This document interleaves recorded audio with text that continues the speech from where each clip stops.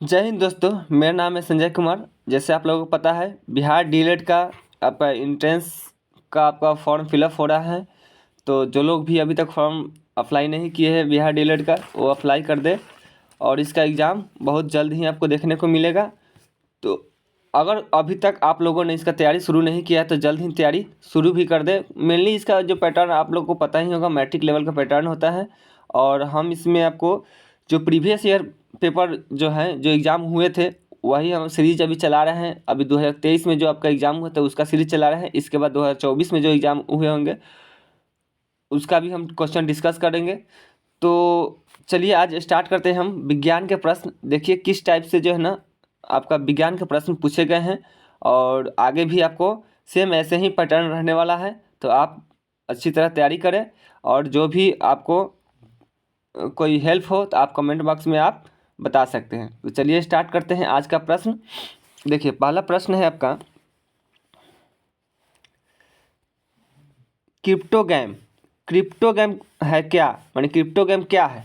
चार ऑप्शन दिए गए हैं, आपको इसमें से बताना है क्रिप्टोगैम जो है ना क्या है। तो देखिए क्रिप्टोगैम जो होता है ना, बिना बीज वाले पौधे होते हैं। क्या होते हैं? बिना बीज वाले, जिसमें बीज नहीं होता है वही पौधा होता है। कौन? क्रिप्टोगैम।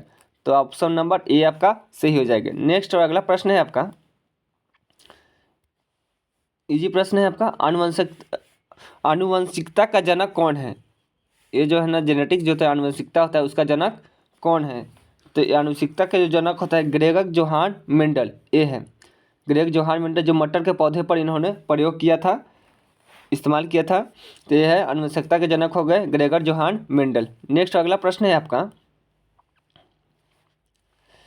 अष्टक का नियम किस तत्व पर लागू लागू पाया गया? अष्टक का नियम जो है ना किस तत्व तक आपका किस तत्व तक लागू पाया गया? अष्टक का नियम, अष्टक का जो नियम था वो आपका न्यूलैंड ने दिया था। उनका नाम याद रख लिएगा आप लोग, न्यूलैंड्स ने आपको अष्टक का नियम दिया था। तो ये आपका कहाँ तक इसका लागू था अष्टक का नियम? तो ये था आपका कैल्शियम तक, ऑप्शन नंबर सी। क्योंकि कैल्शियम के बाद प्रत्येक आठवें तत्व के गुण प्रथम तत्व के गुण से क्या हो जाते हैं? भिन्न हो जाते हैं, अलग हो जाते हैं। इसलिए इनका जो नियम था न्यूलैंड का, वो आपका कैल्शियम तक ही लागू रहा, इसलिए इनका अष्टक का नियम कहा जाता है। नेक्स्ट अगला प्रश्न है आपका, ओजोन परत में छेद होने के कारण मानव शरीर का कौन सा अंग सबसे ज़्यादा प्रभावित होता है? देखिए ओजोन परत जो होता है, लेयर होता है, उसमें अगर छेद हो जाए तो क्या मानव शरीर का क्या कौन सा भाग है जो ना वो आपका प्रभावित होता है? शरीर का कौन सा क्षेत्र? तो वो आपका त्वचा। त्वचा जो है ना, अगर ओजोन परत में छेद होता है तो पराबैंगनी किरणें हैं वो डायरेक्ट पृथ्वी पर आएगी। जब पराबैंगनी किरणें जब डायरेक्ट पृथ्वी पर आएगी तब लोगों में क्या होगा? त्वचा कैंसर होने लगेंगे, उस त्वचा कैंसर होने लगेंगे, इससे लोगों को ज़्यादा हानि होगी।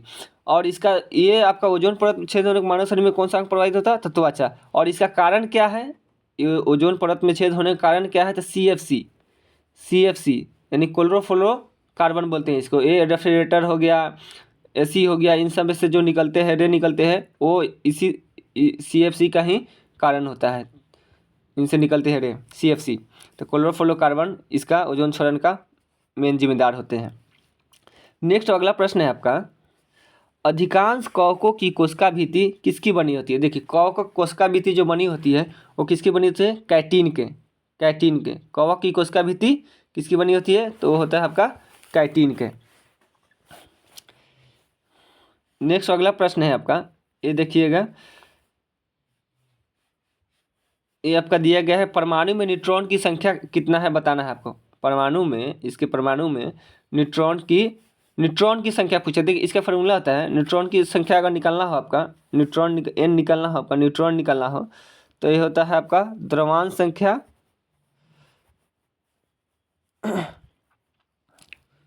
द्रव्यमान माइनस प्रोटॉनों की संख्या। आप अगर सब्ट्रैक्ट कर देते हैं तो आपको न्यूट्रॉनों की संख्या निकल जाता है। द्रव्यमान संख्या माइनस प्रोटॉनों की संख्या अगर निकालते हैं तो आपका क्या मालूम चल जाएगा?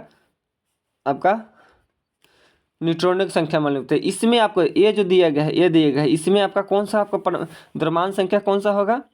तो ये जो द्रव्यमान संख्या जो होता है, ये 23 जो है ना, ये आपका द्रव्यमान संख्या हो गया, ये हो गया द्रव्यमान संख्या। जबकि 11 जो हो गया ये होगा प्रोटोनों की संख्या। तो आप 23 में से आप 11 का सब्ट्रैक्ट कर दीजिए, आ जाएगा कितना 12। तो ये हो जाएगा आपका क्या न्यूट्रॉनों की संख्या। ये आपका फॉर्मूला याद रखिएगा, न्यूट्रॉनों की संख्या बराबर द्रव्यमान संख्या माइनस प्रोटोनों की संख्या, न्यूट्रॉनों की संख्या बराबर। नेक्स्ट अगला प्रश्न है आपका,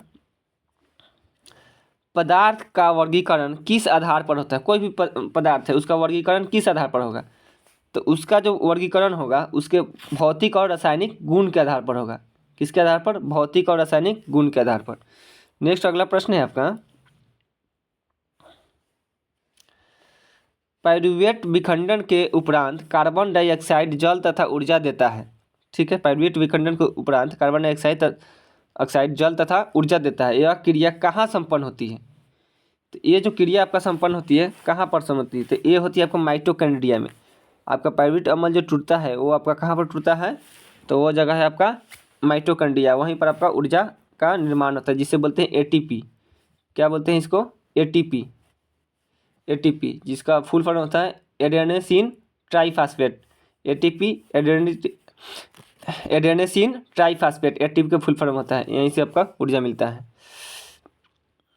नेक्स्ट अगला प्रश्न है आपका, चंद्रमा का द्रव्यमान पृथ्वी के द्रव्यमान का 0.12 गुना है तथा व्यास पृथ्वी के व्यास का 0.25 गुना हो तो जी का मान चंद्रमा पर क्या होगा। चंद्रमा पर आपका जी का मान क्या हो जाएगा, अगर इतना दिया हुआ हो तो चंद्रमा पर जी का मान क्या होगा, तो वो आपका जी का मान क्या हो जाएगा, बराबर हो जाएगा पृथ्वी पर इसके मान के बराबर हो जाएंगे। तो ऑप्शन नंबर आपका डी हो जाएगा। ठीक है, नेक्स्ट अगला प्रश्न है आपका, विद्युत चुंबकीय प्रेरण की खोज किसने की थी। देखिए अगला प्रश्न है आपका, विद्युत चुंबकीय प्रेरण की खोज किसने की थी, तो वो थे आपके फैराडे। फैराडे ने आपको विद्युत चुंबकीय प्रेरण की खोज की थी। नेक्स्ट अगला प्रश्न है आपका, और इसमें और भी जैसे नाम दिए गए फ्लेमिंग है, मैक्सवेल है, तो बाएं हाथ के नियम दिए थे फ्लेमिंग। मैक्सवेल ने दाएं हाथ के नियम का दिए थे।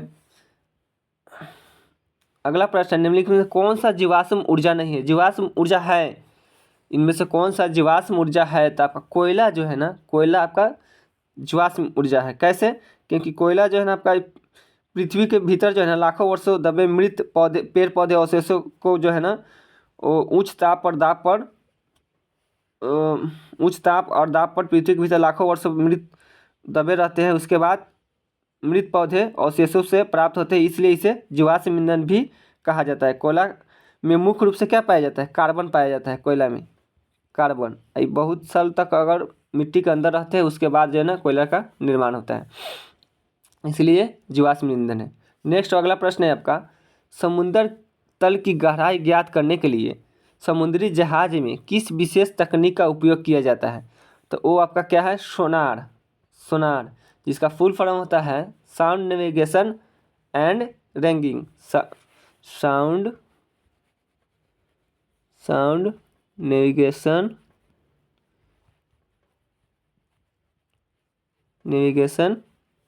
And ragging. ठीक है, नेक्स्ट अगला प्रश्न है आपका, निम्नलिखित में से किसे एक मृत यांत्रिक ऊतक माना जाता है। मृत यांत्रिक ऊतक माना जाता है, तो वो है आपका स्क्लेनेकाइमा। ये जो है स्क्लेनेकाइमा, इसे मृत यांत्रिक ऊतक माना जाता है। और भी ऊतक हो गया जिसे पादप ऊतक है ये सब, तो एरेनकाइमा होगा, प्रेनेकाइमा होगा, कोलेनेकाइमा होगा, ये सब भी ऊतक ही हैं, लेकिन ये मृत नहीं होते, ये जीवित होते हैं। ये सब क्या होते हैं, जीवित होते हैं। और जबकि ये जो होता है ना स्क्लेनेकाइमा जो होता है वो क्या होता है, मृत ऊतक होता है।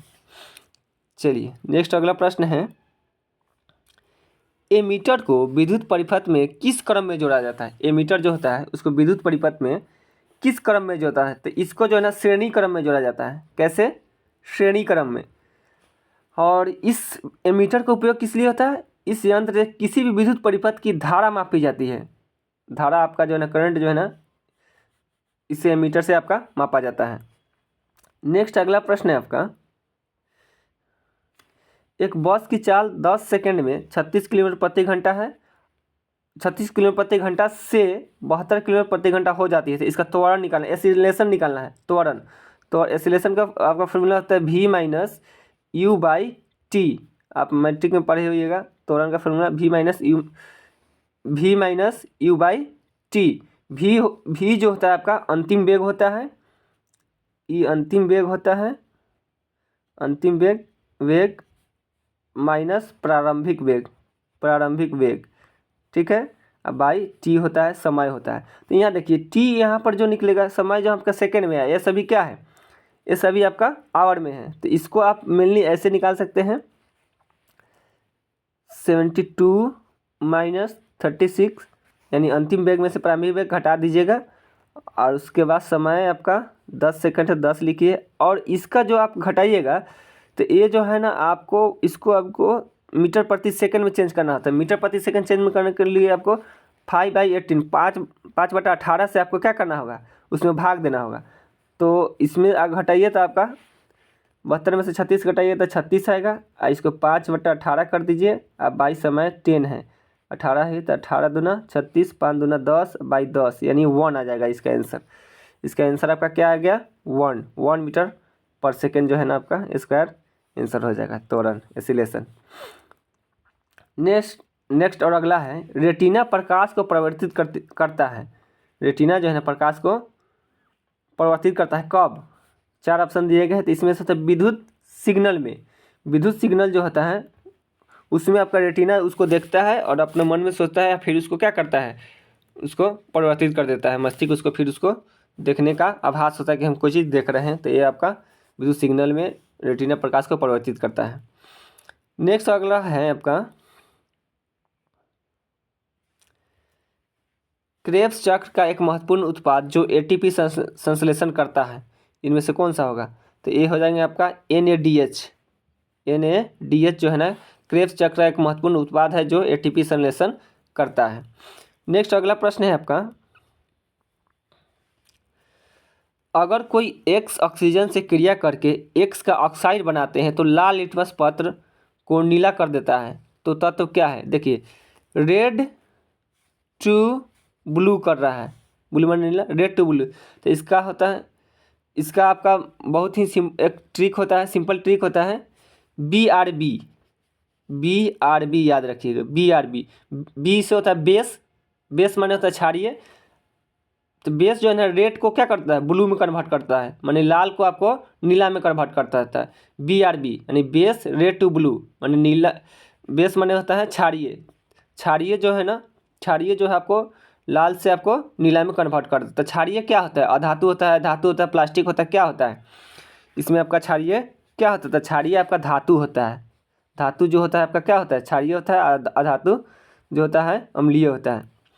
तो BRB base red to blue, माने क्षारीय जो यहाँ धातु ना देखेगा, अगर क्षारीय देता है तो क्षारीय भी आंसर आपका सही हो जाता है। क्षारीय जो होता है रेड टू ब्लू कर देता है। और वही अगर अम्लीय की बात कर रहे हैं तो इसका जो है ना शॉर्ट ट्रिक होता है ABR। इसका करने का तो एसिड जो होता है, एसिड ब्लू टू रेड में कन्वर्ट करता है। एसिड जो होता है, जिसको हिंदी में बोले तो अम्लीय जो है ना, अम्लीय जो है ना ब्लू को रेड में कन्वर्ट कर देता है। Acid blue to red, ABR, acid blue to red. अम्लीय नीला को लाल में कन्वर्ट कर देता है, लिटमस पत्र को। चलिए इसलिए इसका आंसर क्या हो जाता है, हो जाएगा धातु, क्योंकि यह धातु जो है ना लाल लिटमस पत्र को किस में कन्वर्ट कर रहा है, नीला में। यानी बेस माने आपका क्षारीय बोले तो धातु। नेक्स्ट अगला प्रश्न देखिए, किसानों के द्वारा फसल चक्र का उपयोग किसकी वृद्धि हेतु किया जाता है? क्यों? मतलब फसल चक्र करने का अर्थ है कि हमेशा एक ही फसल एक खेत में नहीं लगाया जाता है, बदल बदल के, कभी गेहूँ, चावल, मतलब और भी दलहन फसलें सब लगाए जाते हैं। तो ऐसा क्यों बदल बदल के क्यों लगाए जाते हैं? क्योंकि इसलिए लगाया जाता है, बदल बदल के आपको फसल इसलिए लगाया जाता है, मृदा जो होता है उसका उर्वरता के लिए। मतलब अगर एक ही फसल लगाते हैं हमेशा एक खेत में, तो इससे क्या होगा, उसका फसल आपका ग्रो करने का जो है ना क्षमता क्या हो जाएगा, कम हो जाएगा, उसमें फसल कम होंगे। लेकिन वही बदल बदल के आप फसल लगाते हैं तो उसका उर्वरता शक्ति क्या रहता है, बना रहता है। इसलिए जो है ना किसान जो है ना हमेशा क्या करते हैं, फसल जो है ना हमेशा बदल बदल के लगाते हैं। एक ही फसल एक ही खेत में हमेशा एक ही फसल का खेती नहीं करते हैं। नेक्स्ट अगला प्रश्न है आपका, एक प्रश्न जो है ना आपका रह गया है तो वो हम बता देते हैं। आपका प्रश्न था आपका, प्रकाश संश्लेषण जो होता है, प्रकाश संश्लेषण संश्लेषण वो कैसी अभिक्रिया है। प्रकाश संश्लेषण जो है ना वो कैसी अभिक्रिया है, तो वो है आपका ऊष्माशोषी। प्रकाश संश्लेषण जो होता है वह ऊष्माशोषी अभिक्रिया है। इस प्रकार हमने साइंस का प्रश्न पूरा डिस्कस कर दिया है। ये प्रश्न आपका एग्जाम में पूछे गए थे किस डेट को, 7 जून 2023 को। 7 जून 2023 को आपका ये एग्जाम में पूछा गया था, वही क्वेश्चन हमने डिस्कस किया है। आपको सेशन कैसा लगा बताइएगा, और किसी भी प्रकार से आप कुछ अगर पूछना हो तो कमेंट बॉक्स में आप कमेंट कर सकते हैं। तब तक के लिए जय हिंद, जय भारत।